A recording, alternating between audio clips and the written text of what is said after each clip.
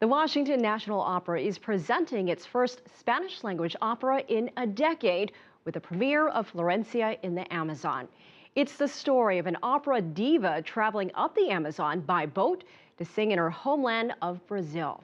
When the ship gets blown off course by a storm, Florencia and her fellow passengers undergo a transformation as they learn the true meaning of love. The opera is being performed at the Kennedy Center and stars award-winning soprano Christine Goerke. She joins us now to talk about this romantic drama. Christine, welcome to the show. Thank you. You know, the story is about an opera diva, and you are an opera diva. So how much of yourself did you pour into this role, and what did it have to do in playing this role? Well, as far as it is in fact about an opera diva. I am an opera singer, and I try very hard not to be a diva. But, you know, the thing about this role is that when Florencia boards this boat, it is a transformative journey for everyone that boards this boat. But for her, she is trying to avoid her life as a singer, as a public persona. That part of her has always been something that is pretend, and her heart has always been with her homeland and with the man that she was in love with. She left 20 years earlier to go pursue her career, but there was always a piece missing, and he was it, and the homeland was it. And so her return is technically supposed to be to open the opera house again, to reopen it in Manaus. But it is more to come back and find this piece of herself and this man that she has lost.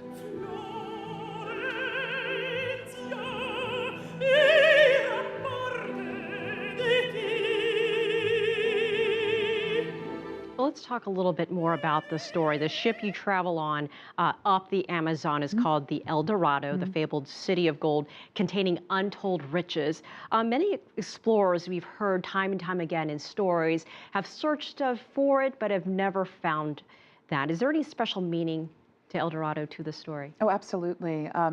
You know, it was very interesting, of course. That was one of the first things that I noticed when I started studying the piece.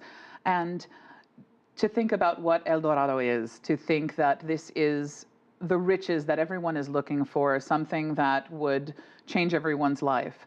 In fact, the riches that we are all looking for are not necessarily gold or monetary, and every person that steps on this boat goes through this journey and they find their own riches. They find that the love in their life is what they're looking for. And so love equals gold. Yes, and so this is a romantic drama, and you mentioned a man that Florencia had left behind. Does she find him?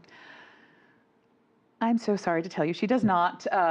Cristobal was a butterfly hunter, and by all accounts, he has disappeared into the jungle and has never been seen again. But my theory is that, in fact, she comes back looking for this man, but it's been 20 years, and we all can romanticize something that's happened that long ago and give it such a place of importance. And in fact, what she is looking for, though she is looking for this man, is not necessarily the man, it's the feeling again. And when she finally embraces the fact that this relationship, this part of her, this experience, it will always be part of who she is, then she is sort of able to go forward again. And I think that that's something that we can all relate to. You know, part of this opera is inspired by the writings of the late Colombian writer Gabriel Garcia Marquez and the magical realism. Talk to us about that with Florencia and the Amazon. The thing is, it's always difficult when a libretto is pulled from a book.